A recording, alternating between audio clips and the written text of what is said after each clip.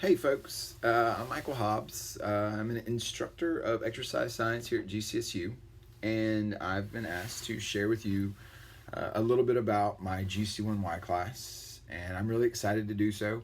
It's been a work in progress, and it's still a work in progress. It's been really, really fun. It's probably become my favorite class and my favorite class to work on because the thing I've learned about it is there's no real boundaries for it, right? I don't have to finish this unit so that the next unit or the next class can be taken. So it's really, really fun. I don't want to ramble on too much about that. I want to tell you a little about the class and how I came up with it. I'd finished a book by John Mattei, and I have it here. I just want to show you real quick. It's called Go Wild, right? I just want to shout out, right? Go Wild. And it was the second book I'd read by the author. I'd read another one called Spark. So our students at GCSU, all my biochem classes, they all read Spark, and my GC1Ys read this. So we're big fans of Dr. Mattei. And it was a book that I felt like it was really profound, and it showed us kind of what it was to be human and Homo sapiens, and maybe and so it was several chapters on these things, and I thought to myself, like, I think this is a book written in such a manner, is very informative, but I think the lay person could grab onto it, and it would give them a lot of tools to deal with things like the craziness of everyday life and the stresses and the anxieties or depression or ADHD and all these various things, and especially young people when they don't have all those tools and they just get to college, and things can be overwhelming, including freedom, right? The freedom itself can be overwhelming.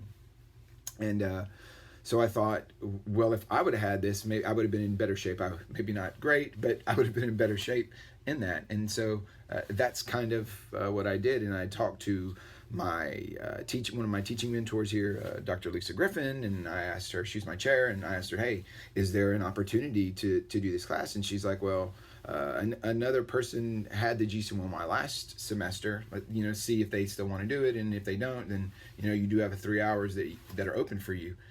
And so I did, and he was like, please do it.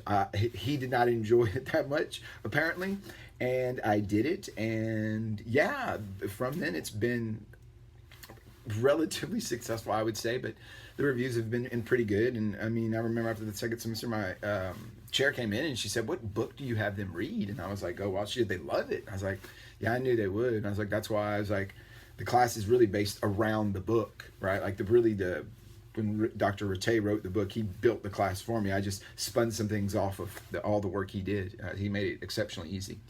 And it just contains things, the first part's basically about, human 1.0, what kind of makes, we're still the same Homo sapiens that we were, time and decades and in centuries and, years and thousands and millions really, as it were, ago, right? But we're the same Homo sapiens we've always been, even though technology has made us different, and urbanization and all these different things have changed the way we live. We're the same entities, as it were. And so, what fuels us and our need to move and the fact that we're empathetic with one another, it defines us as being humans. And so we have to remember those things still.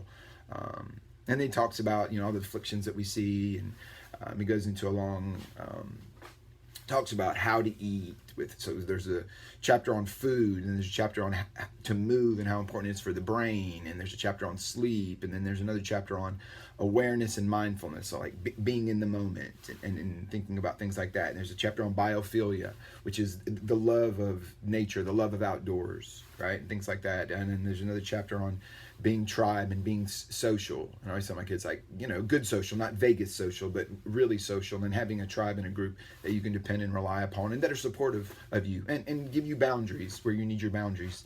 And then they talk, last one, kind of about with the vagus nerve and how that works, and how there's this feedback, afferent, efferent kind of feedback, and how that affects everything into the gut, and the enteric nervous system, how you kind of have a second brain. And then the authors kind of wrap it up and tell their story, is how, as they were doing their research and learning all these things, they changed too, because they learned all these things. So it shows the kids, it gives them all these references to tools that they can then use and take with them.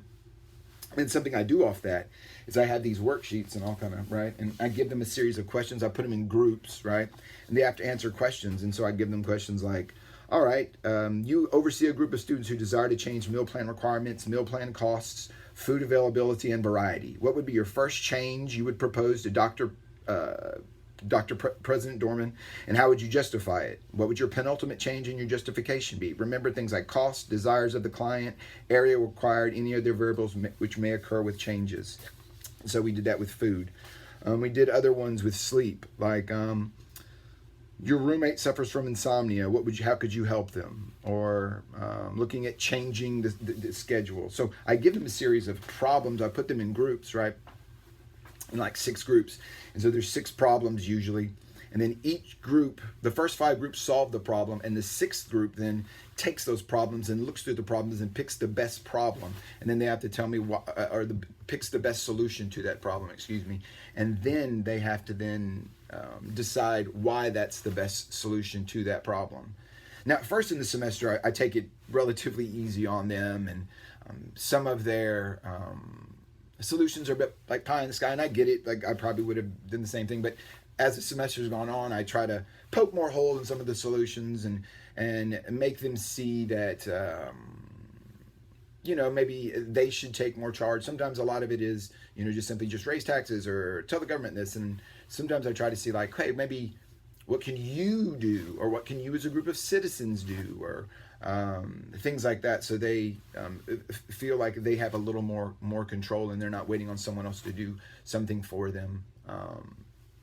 But I try to challenge them a little bit more each week and make them some of their ideas more concretized or feasible, or show them holes, show them where their solutions might create more problems in the future, right? Because one thing I have them try to learn from that is all your solutions will then create a problem later on, right? And so that's something that they kind of know. So the book is really, really good. Go Wild. And so the other things that we like to do in the class. So I have them do something called Schwams. What I was finding is we'd have about an hour of material, and I didn't like to run them too long, and we had these 15 minutes, and I thought how to best use it. And so what I found was a series of topics. There was something called Academy of Ideas that offers these 5 to 7 minute videos, right, on various things like can you vote your way to freedom, and examining political authority. Is it right? How much is okay and how much is not? Looking at what is tyranny actually. How would you dethrone a tyrant? Let's see, striving for a meaningful life versus a happy one. Looking at Aldous Huxley's work, Brave New World, and how does that parallel to today? Looking at George Orwell's work, 1984, how does that parallel to today? Obedience versus disobedience, how does that work? Looking at examining public schools and mainstream medians, are they dumbing you down, right? And so they look at this video, and then what they have to do is write about a 250-minute snippet on that, reflecting on it. Do they agree? Why don't they agree? Those kind of things like that.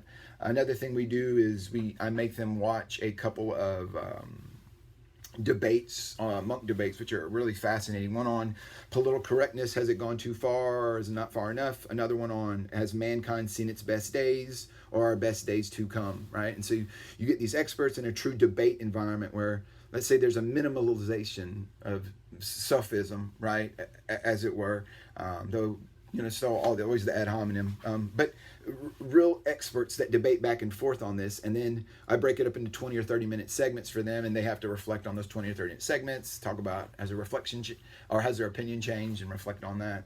So we have them do that. Towards the end of the year, then we go into something called logical fallacies and cognitive biases section, where I show them how people can kind of argue or manipulate these things, the sophism a bit, and show them in arguments what to look for. There's some clearerthinking.org does some really good work on that, and I bring in some things that I've used. I had them do some personality tests, like a Big 5 personality test, and then we reflect on that, right? We talk about each other, how we might see the world a little bit differently, knowing this about each other.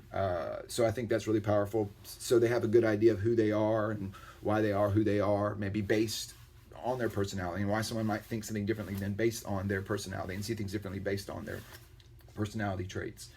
We do a little bit of work on something called Open Mind Platform, which I think is fascinating. So my first semester really getting to do it. I started last semester, but with COVID, I didn't get to finish with it.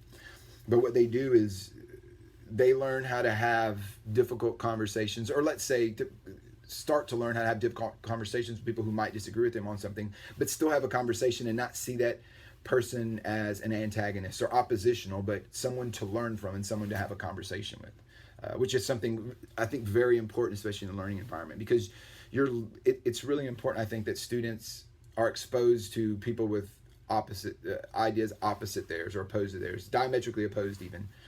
And so I think it's because when they get in the world, right, one of the things they're going to see is you're going to have to deal with people that are both, liberal or conservative, right? It doesn't really matter. And so it's really important that you can deal with those and have conversation with those people. No, they're not your enemy or anything like that, but have a conversation. Then we finish up with some things, minor psychology and a little bit of philosophical thoughts and stuff like that. A lot of reflections on those things. We have a lot of group work. We do a lot of talking. And so I think it's a really fun class, and I've run over my limit, so I am going to stop now. I could talk for a long time on my class. It's ever evolving, and if you have more questions or things you want to ask me or talk about, please contact me, and I'm ending it now.